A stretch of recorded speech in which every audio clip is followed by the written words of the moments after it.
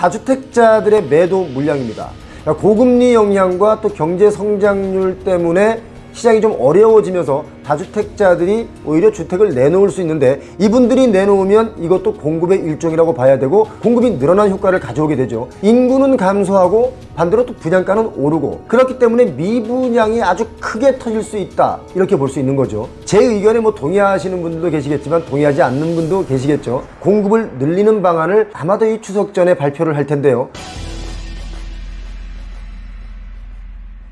올해 1월부터 7월 사이의 착공 물량이 작년의 절반 수준입니다. 경기 침체, 공사비 상승 이런 여파로 2025년 상반기 즈음부터는 공급 절벽이 우려된다, 이런 기사들 많이 보이죠. 주택 공급 부족론이 다시 제기되고 있는데 그 논리로 인해서 아파트 값은 다시 치솟고 있습니다. 과연 아파트가 부족한가에 대한 의문과 금리가 오르는데도 계속 집값은 다시 오를 태세를 갖추고 있는 이 문제를 여러분께 짚어드리겠습니다. 부동산 경기 침체 그리고 공사비 상승 여파로 건설사들이 신규 수주와 공사를 꺼리면서 인허가의 물량과 또 착공 물량이 크게 줄었습니다. 그런데요, 인구가 빠르게 줄고 있는 우리 현실을 감안하면 공급이 부족하다는 말은 왠지 어딘지 맞지 않아 보입니다. 저희 댓글에 지금 엄청 오르고 있는데 도대체 언제 내리나요? 이런 질문하시는 분들이 있습니다. 그 댓글의 의미는 아마도 도저히 살 수 없이 비싼데 살 수 있는 가격으로 언제 내려오나요? 라는 뜻도 포함됐을 거라고 저는 봅니다. 그만큼 가격은 오르고 금리는 비싸고 또 공급은 안 되고 하니까 부동산 시장은 정말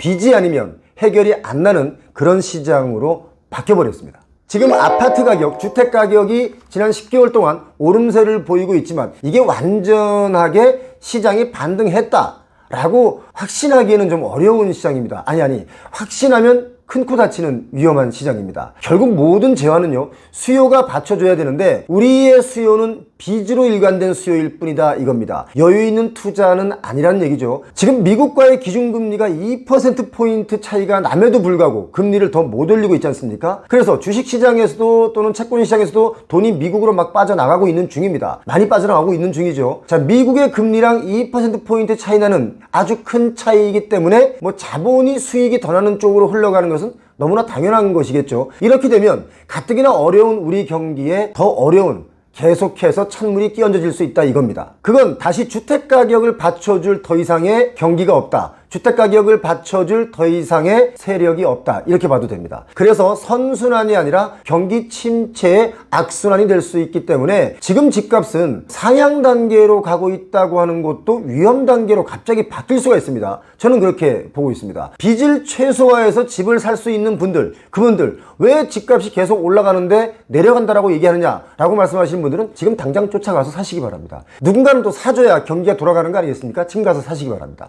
다만 돈의 여유가 없는 분들은 내 집 마련의 시기를 조금만 더 늦춰도 괜찮다, 이 말씀을 좀 드리고 싶습니다. 분양 아파트 말고요, 그냥 10년 이상 된 아파트에 살아도 되는 거 아니겠습니까? 우리가 꼭 비싸게 분양하는 새 아파트에 들어가 살아야 할 이유도 크게 없습니다. 자, 지금 아파트 공급 물량도 많이 줄어들고 있죠. 국토부 자료를 보면 1월부터 7월 사이에 전국 주택 착공 물량이 10만 2,200가구가 조금 넘습니다. 22년 작년 같은 기간보다는 54%나 줄어들었습니다. 절반 넘게 줄어든 거죠. 또 착공 후 준공까지 한 3년 정도 걸린다는 것을 감안해 보면 2025년 상반기에 입주할 수 있는 신규 물량이 그만큼 줄어든다, 이런 뜻이 되겠죠. 물론 공급이라는 것은요, 새로운 아파트만 공급이 아닙니다. 기존에 집을 갖고 있는 사람이 시장에 이걸 매도로 내놔도 이것도 공급의 일종이죠. 자, 그렇다면 2주택자가 1주택을 매도하면 1주택이 공급되어지는 겁니다. 자료를 보면 신규 건설되는 주택과 또 기존의 매도 물량을 합친 이 총주택 수는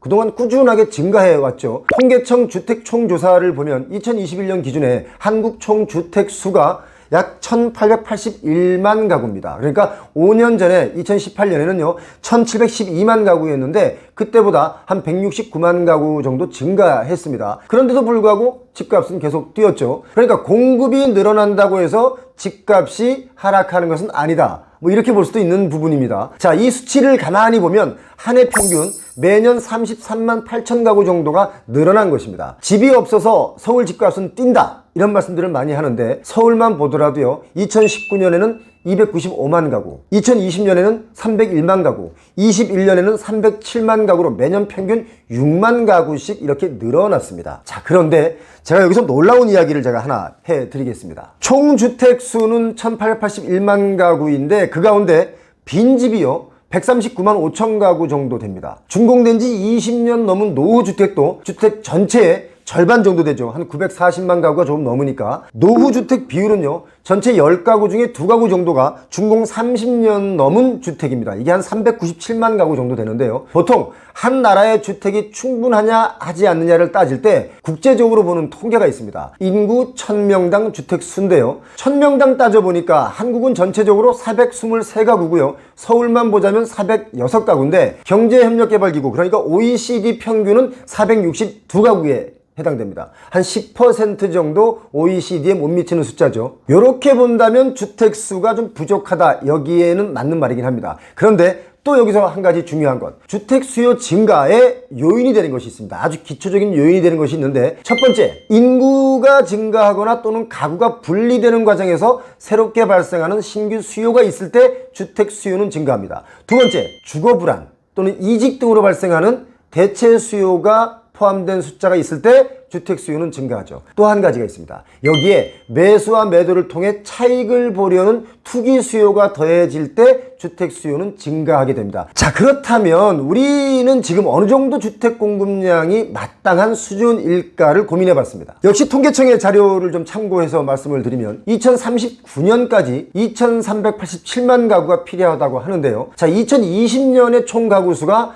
2079만 가구니까 앞으로 16년 동안 대략 한 300만 가구 정도가 더 필요하기 때문에 16년 동안은 주택수가 부족하다 이겁니다. 주택수가 부족하다라고 말씀하시는 분들은 이런 통계 때문에 주택수가 부족하다라고 말하는 거죠. 여기서 정말 중요한 포인트. 그럼 인구가 가장 많은 세대인 베이비붐 세대가 80대가 되고 인구가 줄어드는 2039년 이후에는 어떻게 될까? 인구가 많이 줄어드는데 이게 줄어들어도 보통 줄어드는 게 아닙니다. 정말 많이 줄어듭니다. 이것과 관련해서는 이 영상을 꼭 한번 보시기 바랍니다. 이 썸네일 보시고 이 영상 보시기 바랍니다. 자, 앞으로 우리가 지켜봐야 할 부분은요. 다주택자들의 매도 물량입니다. 그러니까 고금리 영향과 또 경제 성장률 때문에 시장이 좀 어려워지면서 다주택자들이 오히려 주택을 내놓을 수 있는데 이분들이 내놓으면 이것도 공급의 일종이라고 봐야 되고 공급이 늘어난 효과를 가져오게 되죠. 이렇게 되면 집값은 하락으로 방향을 완전히 틀 수 있다고 봅니다. 지금 그런 경제 상황일 수 있습니다. 자,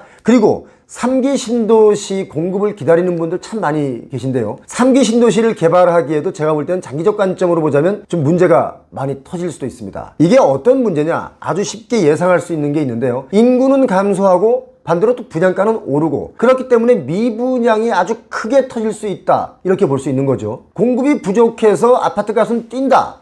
이런 바람을 아무리 잡아도 결국 인구가 줄어서 사줄 사람이 없으면 미분양입니다. 신도시를 만들어 놓고 그 큰 규모의 도시들이 시간이 지나면서 오히려 슬럼화 될 수 있다는 것이 저의 일관된 의견인데요. 자, 아파트 짓는데 혈안이 되기보다는 이래서 인구를 늘리는데 주력해야 되는 이유가 바로 여기에 있습니다. 제 의견에 뭐 동의하시는 분들도 계시겠지만 동의하지 않는 분도 계시겠죠. 지금 국토부의 입장은요. 아마도 착공이 줄어서 집값이 뛴다. 이런 불안 심리를 이용해서 뭔가 이익을 보려는 분들도 있기 때문에 그 불안 심리를 잠재우기 위해 공급을 늘리는 방안을 아마도 이 추석 전에 발표를 할 텐데요. 뭐 내용은 이런 거 아니겠습니까? 부동산 PF 대출이 막혀서 뭐 돈맥 경화가 왔다. 그러니까 오히려 돈줄의 길을 좀 열어줘서 사업지들이 공사가 좀 원활하게 진행될 수 있도록 하는 뭐 그런 대책이겠죠. 발표 전에 알려진 내용 중에 하나는 지난번에 제가 저희 영상에서 말씀드렸는데요. 오피스텔은 주택수에서 제외시키지 않겠다는 것이 분명한 것 같습니다. 지금 그런 내용들이 많이 나오고 있거든요. 자, 인구는 줄어드는데 과연 집은 부족할까? 이런 의문점. 결론은 앞으로 16년 동안은 뭐 집이 좀 부족하다 할 수도 있겠지만 그 다음부터는 남아도입니다. 25평 아파트가 한 층에 한 3개 호실이 있다고 치고요. 한 동에 1, 2, 3호가 있다고 치고 그 3개 호실을 아마도 어느 한 가구가 통째로 다 쓰는 날이 올 수도 있습니다. 그것도 무료로요. 그렇지 않겠습니까? 집이 남아도는 걸 어떻게 활용하겠습니까? 여러분, 지금은 집값이 오르는 시기 반등하고 또 때에 따라서 장소에 따라서는 최고가를 다시 경신하는 것도 있지만 반대로 지금은 집값이 또 하락하는 지역도 있습니다. 이거 꼭 염두에 두시기 바랍니다. 여러분, 구독은 의리입니다. 고맙습니다.